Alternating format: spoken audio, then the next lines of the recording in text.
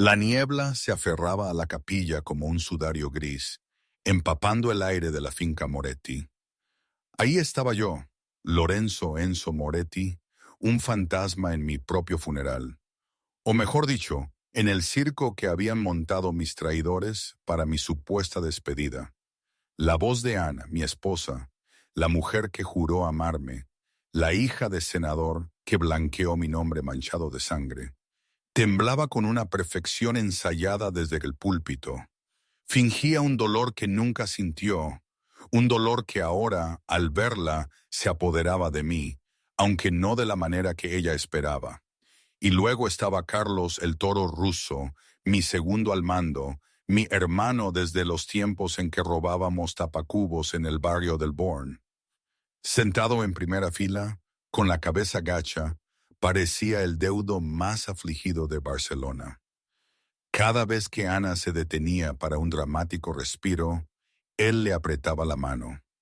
Los 5 dons de las familias principales, sentados en las bancas de roble, asentían con solemnidad, aceptando la transición, la coronación del traidor.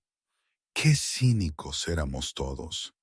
Pero, ¿cómo había llegado hasta allí? ¿Cómo un hombre como yo, el que llaman el carnicero de Barcelona, el que nunca pestañea, nunca perdona, nunca olvida, había terminado como el objeto de su propia farsa funeraria? Para entenderlo, uno debe viajar unos días atrás, a una noche de lluvia que intentaba, sin éxito, lavar la inmundicia de esta ciudad. La limusina, mi Rolls Royce Phantom blindado, se deslizaba por el paseo marítimo de Barcelona. Las 2:00 AM o algo así. Mi conductor, Kael, un gigante mudo, partía la cortina de agua con los limpiaparabrisas. Se suponía que yo debía estar en un hangar privado, cerca de un aeropuerto en Madrid, negociando una tregua con las 5 familias del norte. Pero mi instinto, ese que me había mantenido con vida durante 34 años y me había ganado el título de Capo dei Capi, me gritó que me fuera. La reunión no se sentía bien. El aire estaba demasiado quieto, los apretones de manos demasiado sudorosos. Así que me desvanecí. Tomé un charter privado de regreso a Cataluña sin avisar a nadie, ni siquiera a mi jefe de seguridad, Marco. No entres por la puerta principal, le ordené a Kael. Déjame en la entrada de servicio del lado norte. Apaga las luces. Kael asintió, sus ojos escudriñando los espejos retrovisores. El coche se deslizó silenciosamente por el mojado asfalto del largo camino de entrada que conducía a la finca Moretti. La mansión se alzaba como una fortaleza de piedra caliza y arquitectura gótica, cerniéndose contra el cielo tormentoso como una bestia dormida con un ojo abierto. Estaba agotado. Mi hombro izquierdo palpitaba donde una bala me había rozado 6 meses antes, un recordatorio constante del precio de la corona. Solo quería un buen whisky, una ducha caliente y meterme en la cama junto a Ana. Ana, la que trajo legitimidad a mi nombre manchado de sangre. Una legitimidad que, pensándolo ahora, era tan falsa como sus lágrimas. Apenas puse un pie fuera del coche, la lluvia empapó mi abrigo de cachemira. Hice una señal a Kael para que diera la vuelta y esperara. Marqué el código en el teclado de la entrada de servicio. 1985, mi año de nacimiento. Sencillo, arrogante. La puerta se abrió con un clic. La cocina estaba oscura, iluminada solo por el tenue brillo azul de la nevera Sub-Zero y los relámpagos que destellaban fuera de las grandes ventanas. La casa solía ser silenciosa, pero este silencio se sentía pesado, presurizado, cargado de algo innombrable. Mi mano ya estaba en la bereta, guardada en la pretina de mis pantalones. Me moví por el suelo de mármol, mis suelas de cuero italiano sin producir sonido. Era un depredador en mi propio territorio, O eso creía. Estiré la mano para coger el picaporte de la puerta que conducía al pasillo principal, pero antes de que mis dedos pudieran rozar el bronce, una sombra se desprendió de la despensa. Desenfundé mi arma con un movimiento borroso, apuntando el silenciador a la frente de la figura. «Muévete y mueres», gruñí, el trueno enmascarando mi voz. La figura no se inmutó, no suplicó. Se adelantó al hilo de luz de luna que entraba por la ventana. Era Sofía. Sofía Clark, la doncella, la chica callada de ojos avellana que planchaba mis camisas y pulía la plata. Llevaba 2 años en la casa y, en todo ese tiempo, no estaba seguro de haberla oído pronunciar más de 10 palabras. «Sí, señor». «No, señor». «Enseguida, señor». Pero esa noche no miraba al suelo. Me miraba directamente al cañón de mi arma, su pecho agitado, su cabello pegado a la frente como si hubiera estado corriendo. No vestía su uniforme, sino una camiseta gris holgada y pantalones cortos, descalza sobre la fría piedra. «Señor Moretti», exhaló. Su voz temblaba, pero sus ojos eran feroces. Bajé el arma 1 centímetro, pero mi dedo se mantuvo en el gatillo. «¿Por qué está despierta, Sofía? ¿Y por qué merodea en la oscuridad?» No respondió. En cambio, acortó la distancia entre nosotros. Fue una violación del protocolo tan grave que era casi suicida. Extendió su pequeña mano, callosa, y agarró mi abrigo empapado. «Tiene que irse», susurró. Fruncí el ceño. Mi paciencia se agotaba. «Esta es mi casa. Aléjese, Sofía». «Por favor», siseó. Su agarre se tensó. No se suponía que estuviera aquí. El vuelo, el manifiesto decía que estaba en Nueva York hasta el martes. Los planes cambian. Aparté su mano. «¿Quién está aquí? ¿Intrusos?» «Peor», dijo. Me burlé. No hay nada peor que intrusos en la casa de un don. Me giré hacia la puerta del pasillo de nuevo. Sofía se interpuso en mi camino. Su espalda golpeó la puerta con un sordo golpe. Las lágrimas asomaban a sus ojos ahora, calientes y desesperadas. «Enzo, pare. Si sale, es un hombre muerto». Me quedé helado. Había usado mi primer nombre. Ningún sirviente había usado jamás mi primer nombre. La agarré por la mandíbula, obligándola a mirarme. De cerca sentí su olor, vainilla y terror. ¿De qué está hablando? Se llevó un dedo tembloroso a los labios. «Silencio», gesticuló, la orden flotando en el aire como una hoja de guillotina. «Solo escuche». No sé si fue la conmoción o el impacto, pero los primeros momentos en esa cocina son un borrón. Solo recuerdo el filo de la voz de Sofía, ese silencio, y luego las risas. Abrió la puerta apenas 1 centímetro. El sonido de la sala de estar principal llegó a la cocina. La acústica de la mansión estaba diseñada para que el sonido viajara en las fiestas. Pero esa noche transportaba una conversación que me golpeó con más fuerza que una bala de punta hueca. «El champán está frío, cariño. Deberíamos brindar». Era Ana, mi mujer. Su voz no era soñolienta, era brillante, excitada. «Por la viuda Moretti», respondió una voz grave y áspera. Conocía esa voz. Era Carlos el Toro, ruso. La sangre se me heló en las venas. Mi segundo al mando, mi mejor amigo, el hombre al que confiaba mi espalda y mi vida. «Por nosotros», rió Ana. El tintineo de copas de cristal resonó. «¿Cuándo sale la noticia?» «El avión se cayó sobre el Atlántico hace 20 minutos», dijo Carlos. El sonido de un cigarro siendo cortado puntuó su frase. «Fallo mecánico, trágico. Es probable que los cuerpos nunca sean recuperados». Estuve de pie, inmóvil, en la cocina oscura. La lluvia fría en mi piel se sintió de repente como hielo. No solo habían planeado un golpe, habían manipulado mi jet privado.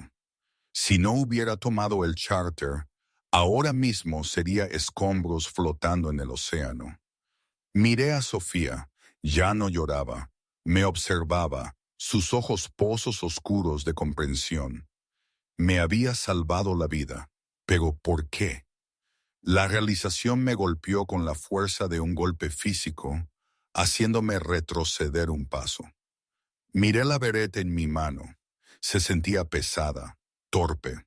Tenía suficientes balas para matarlos a ambos. Debería matarlos a ambos. Irrumpir por las puertas, 2 en el pecho de Carlos y 1 en el corazón traicionero de Ana. Di un paso hacia adelante, la rabia cegándome. La mano de Sofía se aferró a mi muñeca. Su agarre fue sorprendentemente fuerte. No, susurró, su voz apenas audible sobre el zumbido de la nevera. La miré con ojos salvajes. Suéltame, voy a masacrarlos. ¿Y luego qué? Desafió Sofía, su susurro afilado como una navaja. Santino tiene 4 hombres apostados en la puerta principal, 2 en el jardín.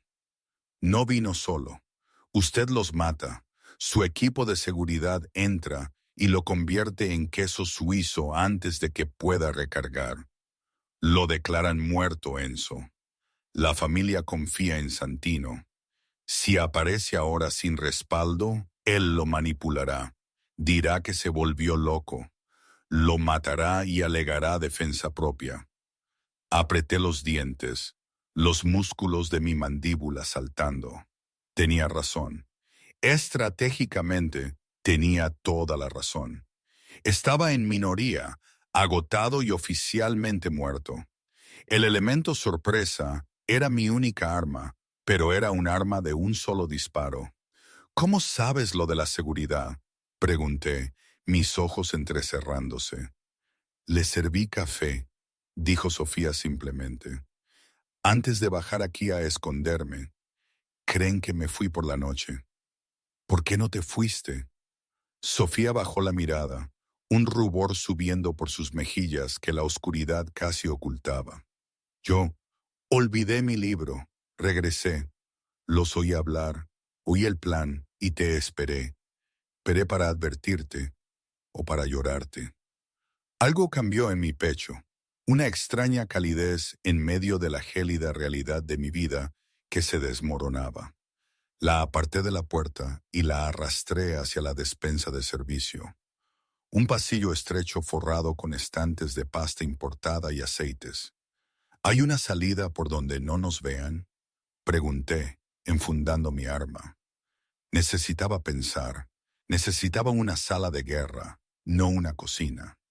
La lavandería, dijo Sofía, cae al sótano. Hay un túnel de tormentas que lleva al cobertizo de botes. La miré, impresionado. Ni siquiera sabía que el túnel de tormentas era accesible. «Usted es el dueño de la casa, señor Moretti», dijo, un ingenio seco aflorando a pesar del peligro. «Usted no la limpia». «Enzo», la corregí. «Si sobrevivimos a esto, me llamas Enzo». «Sí», enfatizó ella. Nos movimos hacia el lavadero contiguo a la cocina. Cada crujido del suelo sonaba como un disparo en mis oídos. Todavía podía oír el murmullo de voces desde el salón. La risa de Ana, un sonido que solía amar, ahora sonaba como el graznido de una bruja. «¿Y las cuentas?», preguntó Ana. Hice una pausa, indicando a Sofía que se detuviera. Necesitaba oír esto. «Ya transferidas», respondió Carlos. «El acceso a los fondos en Suiza está desbloqueado con sus datos biométricos. O, mejor dicho, la copia que tan amablemente adquiriste mientras dormía». Instintivamente me toqué el pulgar. Ana, las noches en que me había tomado de la mano mientras dormía, las veces que había limpiado mi teléfono, había estado recolectando mi vida digital pieza por pieza. «¿Y la doncella?», preguntó Carlos. La sangre se me heló. Miré a Sofía, se quedó rígida. ¿Sofía? Ana suspiró, sonando aburrida. Es una cualquiera, una callejera. No tiene familia, no tiene historia. La despedí hace una hora. Le dije que se tomara la noche libre y que no regresara hasta el lunes. Probablemente esté a mitad de camino de la estación de autobuses. Bien, gruñó Carlos. Los cabos sueltos son problemáticos. Si regresa, ocúpate de ella. Con placer. Es demasiado guapa para su propio bien, de todos modos. He visto la forma en que Enzo la mira cuando cree que nadie lo ve. Parpadeé. Miré a Sofía. Ella estaba mirando al suelo, la vergüenza irradiando de ella. ¿La había mirado? Creía haber sido discreto. Creía que solo estaba apreciando la eficiencia.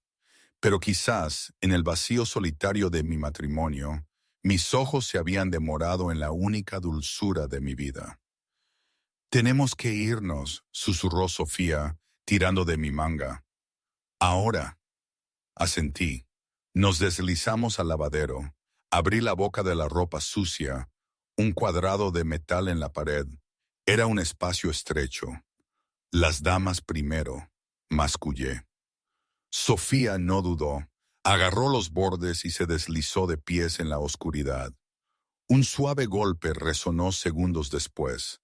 La seguí, el metal raspando mi traje a medida, hundiéndome en el abismo de mi propio sótano.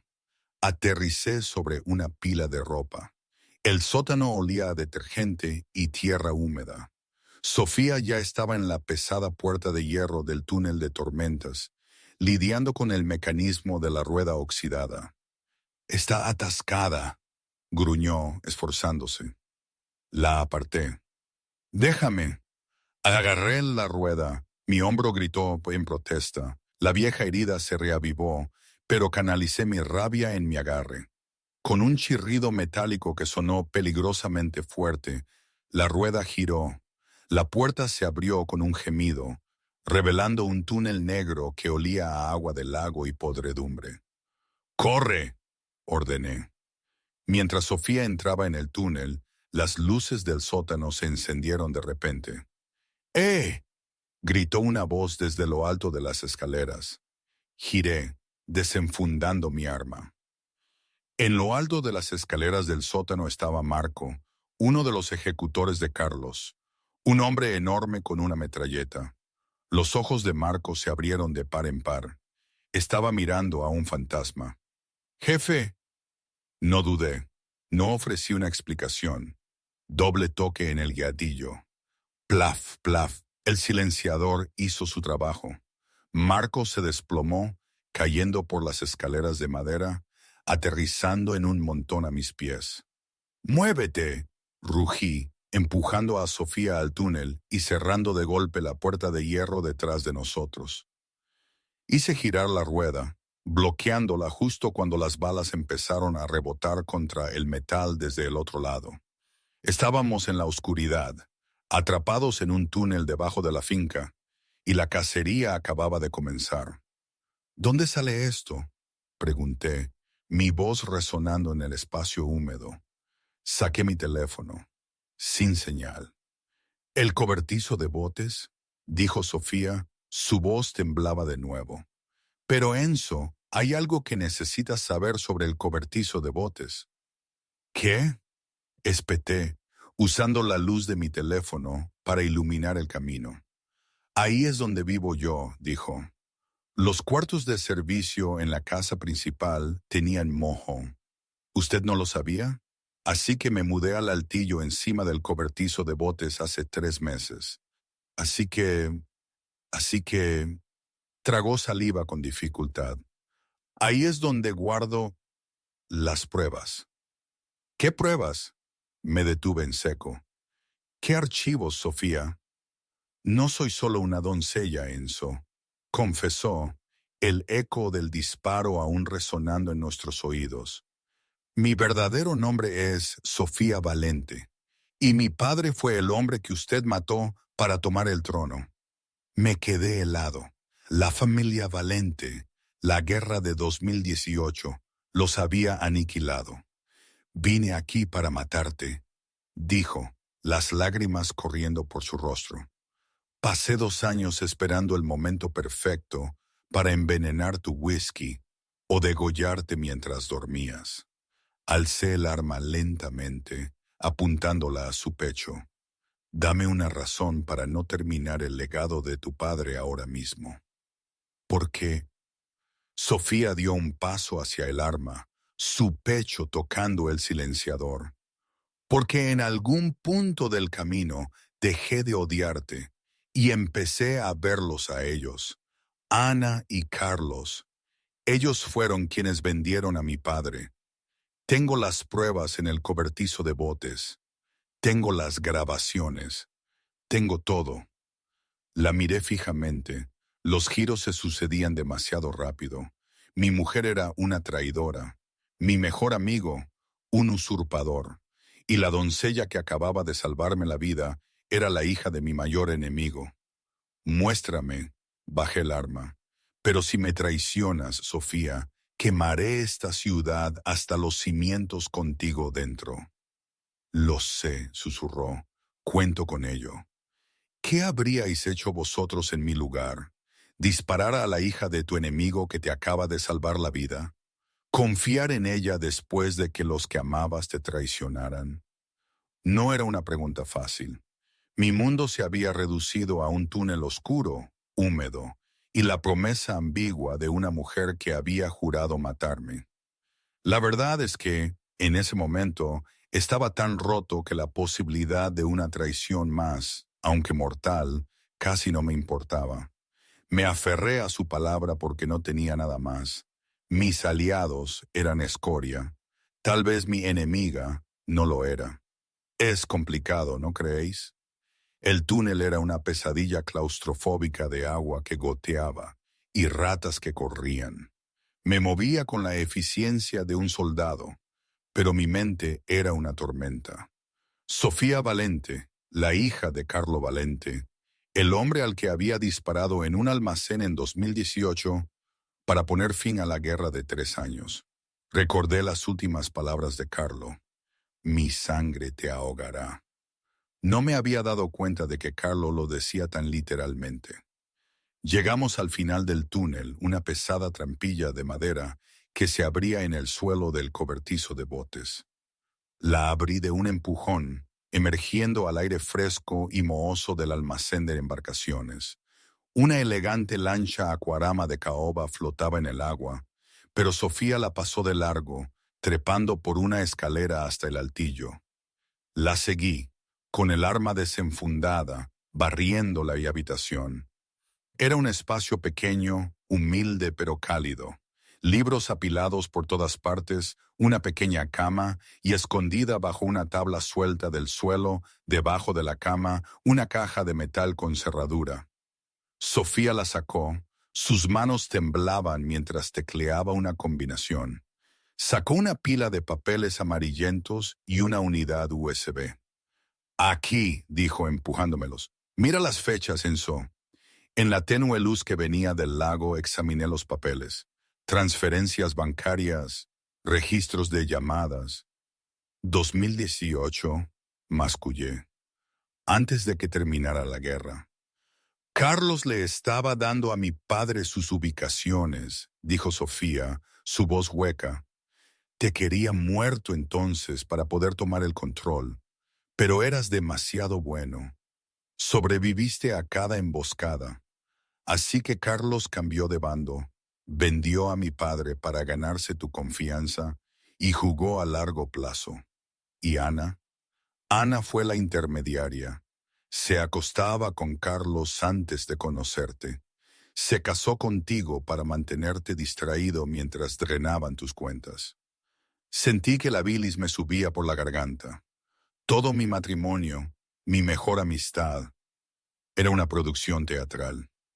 La miré a Sofía. ¿Por qué no usaste esto para destruirme?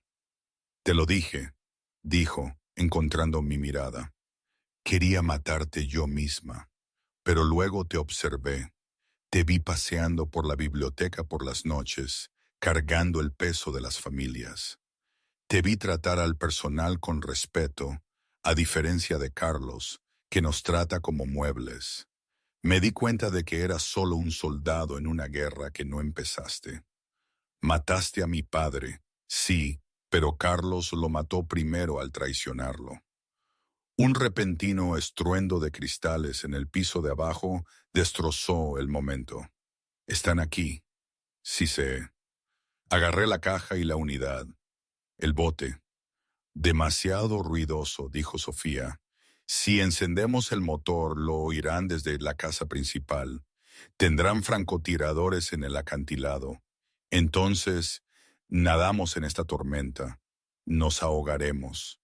Los ojos de Sofía se movieron por la habitación. Las motos de agua, debajo de la lona.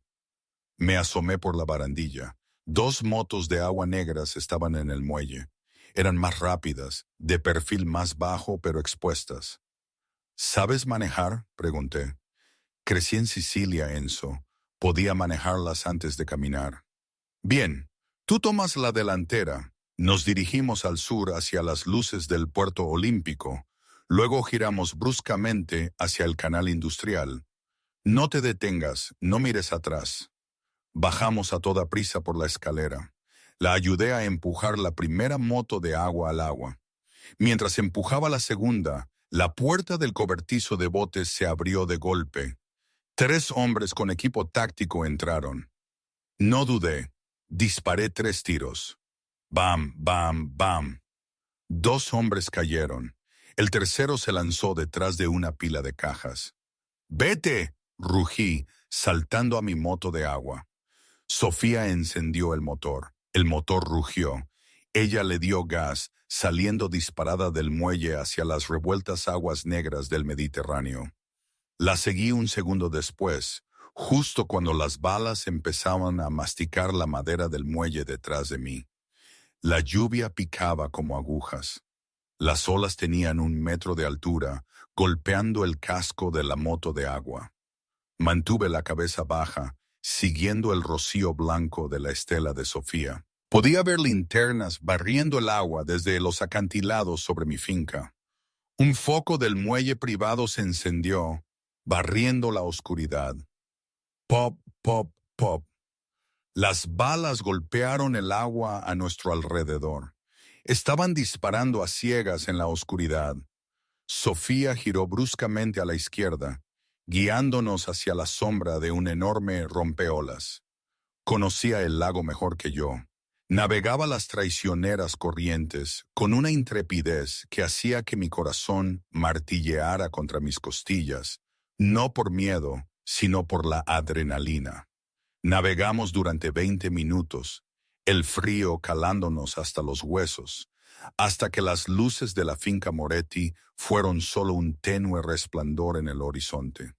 Disminuimos la velocidad al entrar en las turbias aguas del canal industrial, una zona llena de fábricas oxidadas y almacenes abandonados.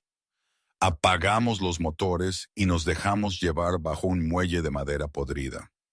Me senté allí un momento, el pecho agitado, el agua goteando por mi nariz. Miré a Sofía, tiritaba violentamente, su camiseta gris empapada y pegada a su piel, sus dientes castañeteando. Maniobré mi moto de agua junto a la suya y extendí la mano, agarrando la suya. Estaba helada. «Estamos vivos», dije, mi voz áspera. Sofía me miró, la máscara corrida por sus mejillas, el cabello salvaje. Parecía una rata ahogada. Y sin embargo, me pareció más regia que Ana con diamantes. «¿Y ahora qué?», preguntó entre dientes. «Usted está muerto para el mundo. No tiene dinero, no tiene soldados y solo tiene la ropa que lleva puesta». Apreté su mano. Una sonrisa oscura y aterradora se extendió por mi rostro, la sonrisa que me había convertido en el don. «Ahora», dije, «ahora vamos al infierno y reclutamos al diablo». Momento de interrupción personal. Tengo que parar un segundo. Todo esto, la farsa de mi propia muerte, la traición de la gente en la que más confiaba, y ahora esta alianza impensable con la hija de mi mayor enemigo. Es como un guión de película barata, ¿no creéis? Si alguien me hubiera contado esto hace una semana, me habría reído en su cara y luego probablemente lo habría alimentado a los peces. Es tan absurdo que casi suena a fantasía. Pero la realidad es que el sabor a traición es mucho más amargo que cualquier ficción. Y la adrenalina en mis venas era tan real como el frío que nos calaba hasta los huesos en ese canal. Es curioso cómo en los momentos más oscuros, cuando crees que no tienes nada, descubres la verdad más cruda sobre las personas y sobre ti mismo. No puedo decir que confiara plenamente en Sofía. ¿Quién lo haría? Pero sí puedo decir que era la única persona en ese momento que tenía los ojos tan abiertos a la verdad como yo. Y eso era suficiente. Por ahora, volvamos al infierno. El refugio no era una casa, era un sótano debajo de un gimnasio de boxeo en ruinas en el Raval, propiedad de un viejo entrenador irlandés llamado Sully, quien me debía la vida 3 veces. Sully no hizo preguntas, solo abrió la pesada puerta de acero, me arrojó un botiquín y una botella de Jameson y volvió arriba a golpear un saco. La habitación era austera, un sofá de cuero, una mesa, una lámpara. Me quité la chaqueta y la camisa del traje arruinado. La herida de bala en mi hombro de hacía meses me dolía, y tenía un nuevo corte en el brazo por el conducto de la ropa sucia. Siéntese, ordenó Sofía. Había encontrado una toalla y se había secado el cabello, envolviéndose en una de las sudaderas extra grandes del gimnasio de Sully. Me senté en el borde del sofá. «Yo puedo hacerlo». «Cállese», dijo, abriendo el botiquín. Vertió whisky sobre mi brazo. Siseé, pero no me aparté. Trabajó con manos firmes, cosiendo el corte. El silencio entre nosotros era denso, cargado con el trauma compartido de la noche y la extraña intimidad de la situación. «Tienes buenas manos», murmuré, observándola concentrarse. «Quería ser cirujana», dijo Sofía, atando la sutura. «Antes de la guerra, antes de que mi padre muriera y lo perdiéramos todo, terminé fregando suelos en su lugar. La miré de verdad. Lo siento por su padre. Fue un negocio, pero le costó una vida. Me costó un futuro», corrigió ella. Levantó la mirada, sus ojos avellana fijos en los míos. «No me haga arrepentirme de haberlo salvado, Enzo. No lo haré». Extendí la mano, ahuecando su mejilla. Su piel estaba cálida ahora. No debería tocarla. Era un riesgo. Era la hija de un enemigo. Pero en este sótano, con el mundo cazándonos, hay pronto un hijo real que me quedaba. Sofía se inclinó ante mi toque por un segundo. Luego se echó hacia atrás, poniéndose de pie abruptamente. «El drive. Necesitamos ver qué hay en él». Asentí, sacudiéndome el momento. Conecté la unidad USB a un portátil polvoriento que Sally guardaba en el escritorio. Pasamos las siguientes 3 horas en silencio, revisando archivos. Fue peor de lo que había imaginado. No era solo robo, era un desmantelamiento sistemático del Imperio Moretti. Carlos había estado vendiendo rutas a los rusos, había comprometido a los jueces que yo tenía en mi bolsillo. Y Ana, hice clic en un archivo de video. Eran imágenes granuladas de la cámara de seguridad de mi propio dormitorio. Mostraba a Ana y Carlos en mi cama. «Es tan aburrido», decía Ana en el video, acariciando el pecho de Carlos. «Habla de honor como si pagara las facturas. No puedo esperar a que se haya ido. Voy a redecorar toda la casa. Mármol blanco por todas partes. Deshacerme de esa madera oscura deprimente». «Pronto, cariño». Carlos rió. «El martes, el avión». Cerré el portátil de golpe. La carcasa de plástico se rompió bajo mi agarre. Me puse de pie, paseando por la pequeña habitación como un tigre enjaulado. La humillación quemaba más fuerte que la traición.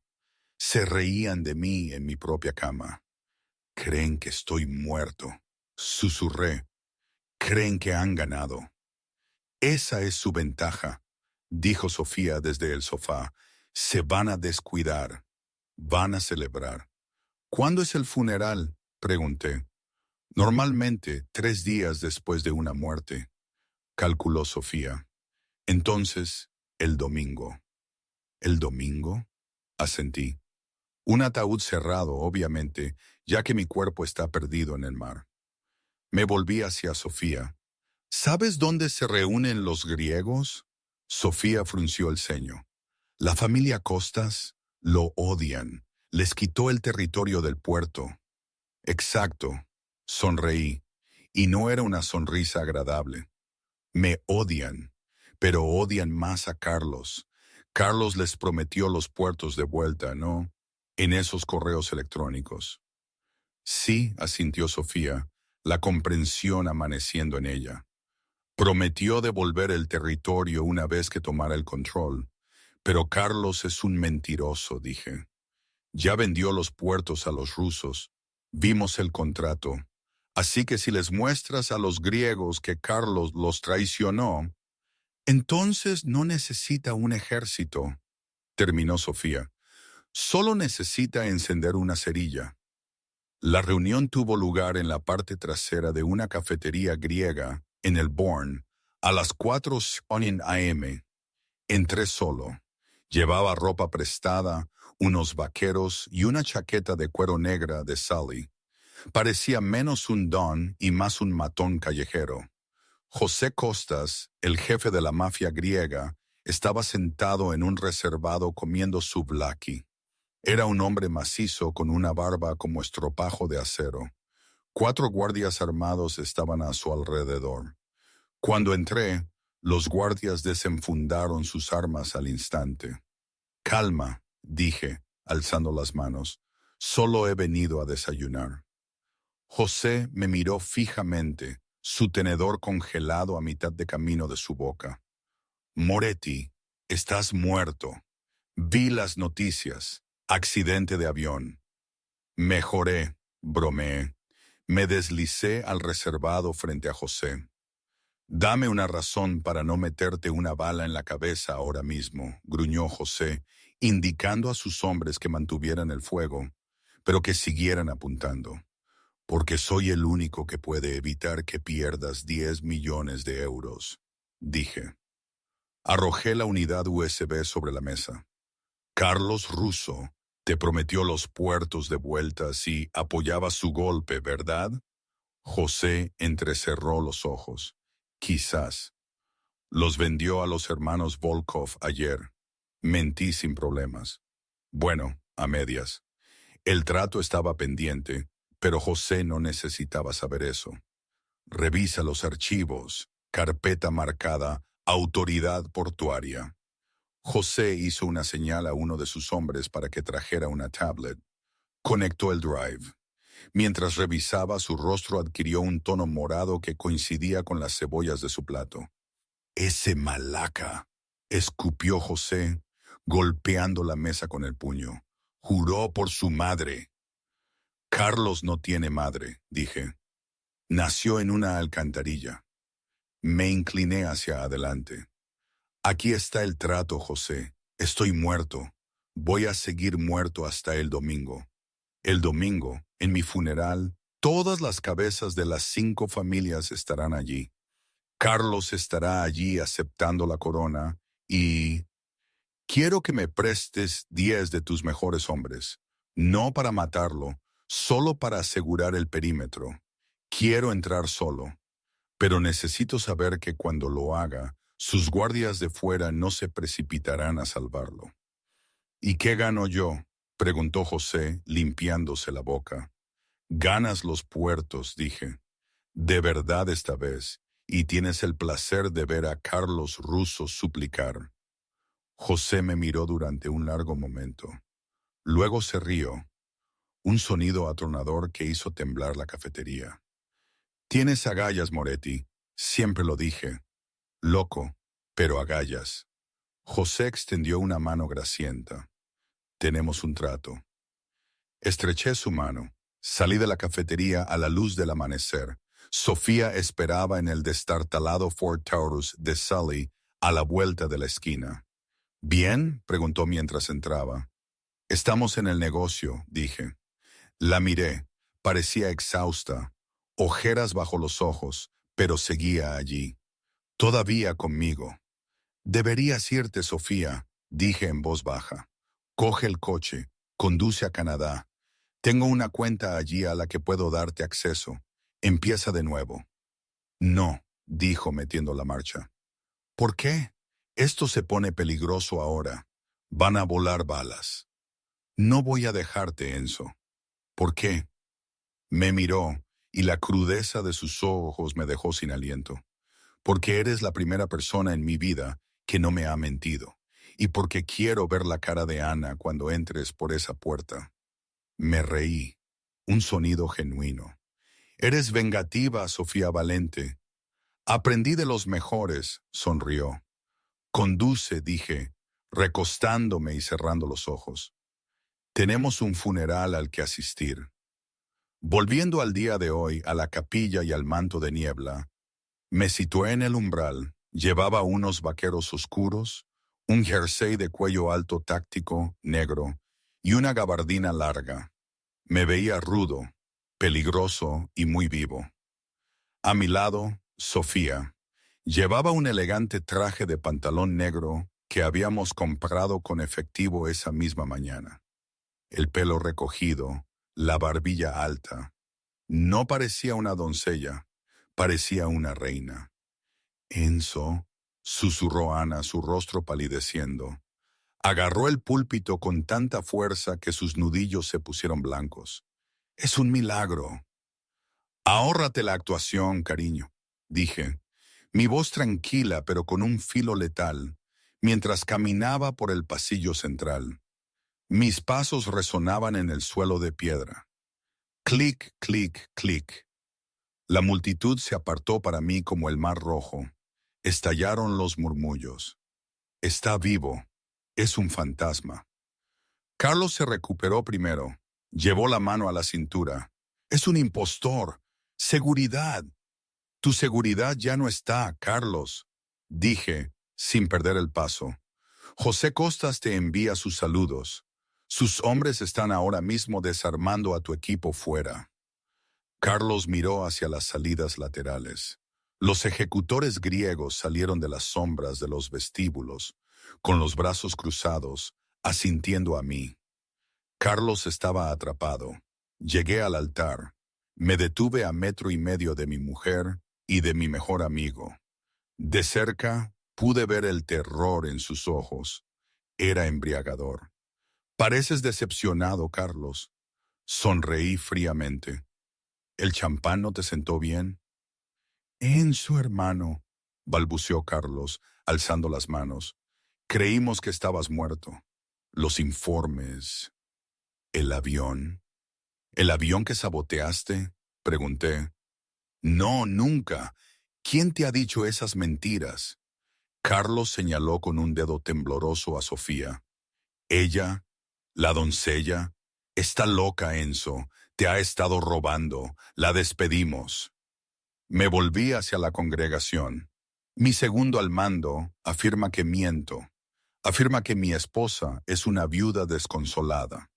Saqué un pequeño mando a distancia de mi bolsillo y lo apunté a la pantalla de proyección que se había instalado para mostrar un montaje de mi vida. En lugar de fotos mías, la pantalla cobró vida con las imágenes de seguridad del dormitorio. La imagen era nítida, Carlos y Ana enredados en las sábanas. El audio retumbó por los altavoces de la capilla. ¿Cuándo sale la noticia? El avión se cayó sobre el Atlántico hace 20 minutos. Fallo mecánico, trágico. Jadeos recorrieron la sala. Las cabezas de las 5 familias se miraron, sus expresiones endureciéndose. En su mundo, el asesinato era un negocio, pero la traición era de la traición, acostarse con la mujer del don y manipular su avión. Eso era un pecado castigado con la muerte. Ana se desplomó de rodillas, sollozando de verdad esta vez. Enzo, por favor, él me obligó. Tenía miedo. La miré sin emoción alguna. ¿O tenías miedo? Sonabas bastante emocionada de gastar mi dinero en Suiza. Me volví hacia Carlos. ¿Y tú? Vendiste las rutas del puerto a los rusos. Traicionaste a nuestros aliados más antiguos. Asentía a la delegación griega en la parte de atrás. Carlos se dio cuenta de que todo había terminado. La farsa se había acabado. Gruñó, sacando un revólver oculto de su tobillo. ¡Muere, hijo de...! El disparo no vino de Carlos. Vino de Sofía. Estaba junto a mí, con una pistola humeante en la mano. La había sacado de su chaqueta con una velocidad que conmocionó a la sala. Su puntería era certera. Carlos se agarró el hombro, gritando mientras soltaba su arma y caía al suelo. La miré, impresionado. Buen tiro, aunque fallaste el corazón. No apuntaba a su corazón, dijo Sofía fríamente. Apuntaba a su hombro. No se saldrá con la suya tan fácilmente. Necesita responder por mi padre. La habitación quedó en silencio. Tu padre, gimió Carlos, sujetándose el hombro sangrante. ¿Quién eres tú? Soy Sofía Valente, anunció, su voz clara y resonante. Hija de Carlo Valente, el hombre al que traicionaste para llegar a la cima. La revelación golpeó la sala como una bomba. El nombre Valente era legendario. Ver a su hija de pie junto a Lorenzo Moretti. Era una unificación de dos linajes en guerra. Puse una mano en la espalda de Sofía. Lleváoslos. Los hombres de José se adelantaron, agarrando a una Ana que gritaba y a un Carlos que sangraba. Enzo, soy tu esposa, chilló Ana mientras la arrastraban por el pasillo. Eres una viuda, corregí, pero no la mía. Mientras las puertas se cerraban sobre los traidores, me volví hacia la sala de mafiosos atónitos. Me ajusté el abrigo. Disculpen la interrupción, dije con suavidad, pero creo que tengo un funeral que cancelar. Hay trabajo que hacer. El silencio que siguió al disparo en la capilla fue más pesado que el plomo que acababa de destrozar el hombro de Carlos. El eco de la detonación parecía flotar en el techo abovedado, mezclándose con el olor a lirios y cordita. Carlos se retorcía en el suelo de mármol, aferrándose al hombro. Su sangre manchaba la prístina piedra blanca. Un marcado contraste con el funeral perfectamente orquestado que había planeado. Ana ya no gritaba. Estaba paralizada. Sus ojos iban y venían entre el hombre al que había traicionado y la mujer a la que había atormentado. Yo no miré a la congregación. No miré a los otros 5 dons que observaban la escena con una mezcla de conmoción y respeto calculador. Solo miré a Sofía. No había bajado la pistola. Su mano estaba firme, su respiración controlada. Parecía una estatua de venganza, cincelada en hielo. José, dije con calma, rompiendo el silencio. El jefe de la mafia griega se adelantó, una sonrisa sombría dibujada en su rostro. Enzo, un hermoso servicio. Normalmente odio los funerales, pero este me gustó. Desalojen la sala, ordené, mi voz baja, pero proyectándose hasta los últimos bancos. Las familias pueden esperar en el salón de recepción. Hablaré con ellos en 1 hora. Ahora mismo, esto es un asunto de familia. Mientras la sala se vaciaba, dejándonos solo a mí, a Sofía, a los guardias de José y a los 2 traidores, la atmósfera cambió de la conmoción al juicio. Caminé hacia Carlos, que jadeaba por aire. Le di un empujón a la pierna de mi antiguo mejor amigo con la punta de mi bota. Que lo levanten, ordené. 2 de los hombres de José subieron a Carlos a sus rodillas. Otros 2 agarraron a Ana.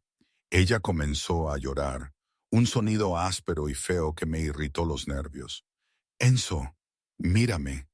Ana sollozaba, la máscara corrida por su cara, haciéndola parecer un payaso trágico. Fue él. Carlos me amenazó, dijo que me mataría si no le daba tus códigos. Lo hice por amor, Enzo. Quería salvarme, estar allí para tu memoria. Me agaché hasta quedar a su altura. Extendí la mano y le aparté un mechón de pelo detrás de la oreja. La ternura del gesto la hizo sollozar más fuerte, pensando que la había perdonado. «¿Sabes, Ana?», dije suavemente. «Casi te creí, pero luego recordé la grabación de audio. No estabas llorando cuando hablabas de redecorar la casa. No tenías miedo cuando te reías de mi cuerpo pudriéndose en el Atlántico». Me levanté, mi rostro endurecido como una piedra. «No fuiste una víctima. Fuiste una inversora. Apostaste contra mí y perdiste». Me volví hacia Sofía. «¿Qué quieres hacer con ellos?». Sofía envainó la pistola. Caminó hacia ellos, los tacones de sus nuevas botas repiqueteando rítmicamente. Se detuvo frente a Carlos. «Mi padre», dijo, su voz tranquila, suplicó por su vida en un almacén en los muelles. Pidió 5 minutos para despedirse de su hija por teléfono. Tú le dijiste que no. Dijiste que los muertos no hacen llamadas. Carlos le escupió a los pies, aunque el desafío era débil. Era débil como tú. «No soy débil, Carlos», respondió Sofía, ladeando la cabeza. «Viví en la casa de tu enemigo durante 2 años. Te serví café mientras tramabas un asesinato. Te escuché alardear de tu brillantez mientras lavaba tus platos sucios. Y ahora soy yo quien decide si te desangras en este suelo o no». Se volvió hacia mí. «No los mates». Alcé una ceja. «Piedad, Sofía, eso es peligroso». «No piedad», corrigió ella. «Castigo. Si los matas, su sufrimiento termina en un segundo. Se convierten en tragedias. Mártires quizás. Pero si viven», miró a Ana, cuyos ojos se abrieron con confusión.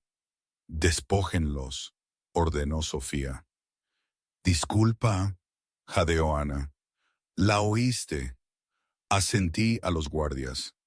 «Quítales todo», continuó Sofía, su voz ganando fuerza.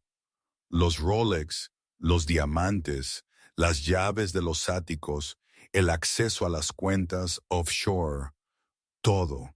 Quiero que salgan de esta iglesia sin más que la ropa que llevan puesta». Me crucé de brazos, intrigado. «¿Y luego?». «Y luego», dijo Sofía, una sonrisa oscura asomando a sus labios. «Los subimos a un avión de carga. No a los Andes, eso es demasiado exótico. Los enviamos a una colonia de trabajo en las minas de sal de Siberia. Tengo un contacto allí de los viejos tiempos, un hombre que le debe un favor a la familia Valente. Necesitan trabajadores, no remunerados, no reconocidos». «No», gritó Ana. «Enzo, por favor, dispárame. Por favor, dispárame». Para una mujer que había pasado su vida envuelta en seda y bañándose en leche importada, la perspectiva del trabajo duro en el frío helado era un terror más allá de la comprensión. Era un desmantelamiento completo de su identidad. «Me gusta», dije. Hice una señal a los guardias, que los quiten de mi vista. Si hablan, amordácenlos. Si corren, rómpanles las piernas. Pero manténganlos vivos. Quiero que recuerden este día durante los próximos 40 años. Mientras los arrastraban, gritando, fuera de la capilla, sentí que un peso se me quitaba del pecho. No era solo el peso de la traición, era el peso de la corona. Me di cuenta, por primera vez en años, de que no la llevaba solo. La semana siguiente fue un borrón de reconstrucción. La narrativa se tejió con maestría. La historia oficial era que Carlos Russo había intentado un golpe y había muerto trágicamente en un tiroteo con leales. Ana había huido del país avergonzada. Las 5 familias aceptaron esta versión de los hechos porque mantenía la estabilidad y porque les ofrecí tarifas favorables en las nuevas rutas marítimas que había asegurado con los griegos. Para el viernes, la finca Moretti había vuelto a una apariencia de normalidad. Los agujeros de bala en el cobertizo de botes estaban parcheados. El personal, conmocionado pero leal, volvió a sus tareas. Pero el silencio en la casa era diferente ahora. No era el silencio pesado y presurizado de los secretos, era la quietud de un nuevo comienzo. Estaba en la biblioteca, el fuego crepitando en la chimenea. Estaba sirviendo 2 copas de un whisky de 1940, una botella que había estado guardando para mi 10º aniversario. Pero esta ocasión se sentía mucho más digna. Oí que se abría la puerta. Sofía estaba allí. Había cambiado el uniforme de doncella por una blusa de seda color crema y pantalones grises a medida. Lucía profesional, elegante y deslumbrantemente hermosa, pero llevaba una maleta en la mano. Mi mano se detuvo a mitad de camino. Dejé la botella lentamente. ¿Vas a alguna parte?, pregunté, mi voz cuidadosamente neutral. Sofía entró en la habitación, dejando la maleta junto a la puerta. La cuenta en Canadá está activa. Lo comprobé esta mañana. Es más dinero del que podría gastar en 3 vidas, Enzo. Gracias. Te lo ganaste, dije. Cogí las copas y caminé hacia ella, entregándole una. Así que eso es. Coges el dinero y huyes. Sofía tomó la copa, haciendo girar el líquido ámbar. No me miró a los ojos. Fue el trato, ¿no? Yo te ayudo a recuperar tu vida y tú me das una nueva. Finalmente puedo volver a ser Sofía Valente. Puedo ir a California o a Europa. Nadie me conoce allí. Puedo ser solo una mujer, no una doncella, no una espía. ¿Es eso lo que quieres?, pregunté, acercándome. ¿Ser solo una mujer? Sofía me miró entonces, y el conflicto en sus ojos avellana era doloroso de presenciar. No lo sé, susurró. Es lo que creía que quería. Durante 2 años, mientras fregaba tus suelos, soñé con sentarme en un café en París, leyendo libros y no volver a mirar por encima del hombro. Pero, tomó un sorbo del whisky, la quemazón pareció robarle su resolución. Pero esta semana, trabajando la logística contigo, negociando con José, encontrando las fugas en la contabilidad, se sintió eléctrico. Sentí como si despertara después de un largo coma. Di un paso más, invadiendo su espacio personal. Olía a tabaco y lluvia. Tienes la mente de tu padre, Sofía. Carlo era un estratega brillante. Solo estaba rodeado de serpientes. Tienes su don. Desperdiciarlo en un café en París sería una tragedia. ¿Y cuál es la alternativa?, desafió ella, su voz subiendo ligeramente. ¿Quedarme aquí? ¿Cómo qué? ¿La antigua doncella, la que recibe caridad, la hija de tu enemigo viviendo bajo tu techo? No, dije con firmeza. Nunca eso. Volví a mi escritorio y cogí una gruesa carpeta de cuero. Se la entregué. ¿Qué es esto?, preguntó ella.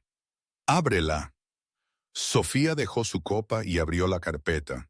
Era un documento legal, un acuerdo de sociedad, no para un negocio, sino para el fideicomiso que poseía toda la empresa Moretti. Estoy reestructurando, dije, apoyándome en el borde de mi escritorio. El puesto de segundo al mando es obsoleto. Fomenta la ambición y la traición. Estoy creando un consejo, una dualidad. Se requieren 2 firmas para cada decisión importante. Una es la mía. Sofía escaneó el documento. Sus ojos se abrieron de par en par. ¿Y la otra? Tuya, dije. Dejó caer la carpeta sobre el escritorio, retrocediendo. Estás loco. Las 5 familias nunca aceptarán a una mujer. especialmente una valente. Se sublevarán. Que lo intenten. Me encogí de hombros, un brillo peligroso en mis ojos. Te vieron en esa iglesia. Vieron quién apretó el gatillo. Te temen, Sofía. Y lo que no temen, lo respetan. Además, con los griegos apoyándonos, somos intocables. Enzo, esto es la mitad de tu imperio. Es un imperio que no tendría sin ti, le rebatí. Acorté la distancia entre nosotros de nuevo, y esta vez no me detuve hasta que estuve a centímetros de ella. Extendí la mano, tomando las suyas. Todavía eran ásperas. Los callos de los productos de limpieza se desvanecían lentamente, pero aún estaban allí. Un mapa de su historia. No quiero un subordinado, Sofía, dije, mi voz bajando a un áspero susurro. He tenido subordinados. He tenido una mujer que sonreía y asentía y tramaba mi muerte. Estoy cansado de mirar por encima del hombro. Quiero mirar a mi lado y ver a la única persona que conoce la verdad. ¿La verdad? Respiró, su corazón martilleando contra sus costillas. La verdad es que somos iguales, dije. Ambos somos fantasmas que se niegan a permanecer muertos. Ambos somos monstruos hechos por esta ciudad, y ambos estamos increíblemente solos. Una lágrima se deslizó por la mejilla de Sofía. Tenía razón. La adrenalina de la persecución lo había enmascarado, pero la soledad era un vacío inmenso que había llevado desde que su padre murió. No puedo ser tú, compañera, susurró. Su voz temblaba. Ya no me callaré. Nunca quise que te callaras, prometí. Grita, lucha, manda. Solo hazlo aquí, conmigo. Me incliné, mi frente apoyada en la suya. No te subas a ese avión, Sofía. París es aburrido y el café allí está sobrevalorado. Una risa brotó de su pecho, un sonido genuino y cálido que rompió la tensión. Me miró, realmente me miró, y no vio al carnicero, sino al hombre que se había sentado en un sótano con ella y le había cosido las heridas. Está bien, susurró. Está bien, me quedo. Exhalé un aliento que sentí que había estado conteniendo durante una semana. La besé entonces, un beso lento y abrasador que sabía a whisky y a promesa. No era el beso desesperado y lleno de adrenalina del refugio. Era deliberado. Era un contrato firmado con aliento y piel. Cuando nos separamos, caminé hacia el cajón del escritorio y saqué la caja de terciopelo. Puse el escudo Moretti Valente en su blusa, justo sobre su corazón. Bienvenida a casa, jefa, sonreí. Sofía tocó el broche, sus dedos rozando el oro. Miró la maleta junto a la puerta, luego de vuelta al hombre que tenía delante. Una condición, dijo, sus ojos entrecerrándose juguetonamente, regresando su agudo ingenio. Nómbrala. El ala sur, voy a remodelarla. Odio las cortinas. Quémalas, me reí. Quema todo si quieres, siempre y cuando lo reconstruyas conmigo. Sofía caminó hacia la maleta, la cogió y me la entregó. Sé útil, Enzo. Sonrió, caminando hacia la puerta. Sube esto. Tengo una reunión con la autoridad portuaria en 20 minutos.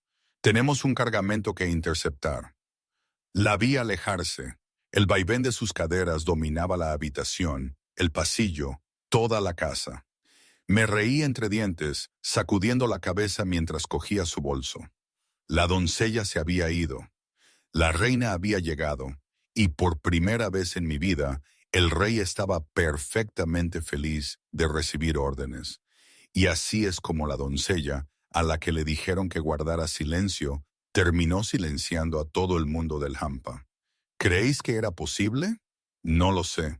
A veces miro hacia atrás y me pregunto si todo fue real, si no fue un sueño febril.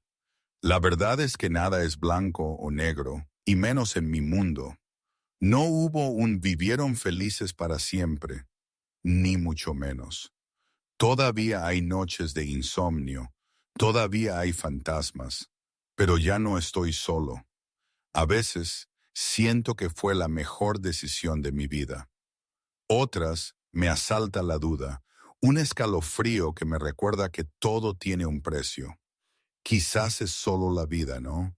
Imperfecta, compleja, pero mía y nuestra.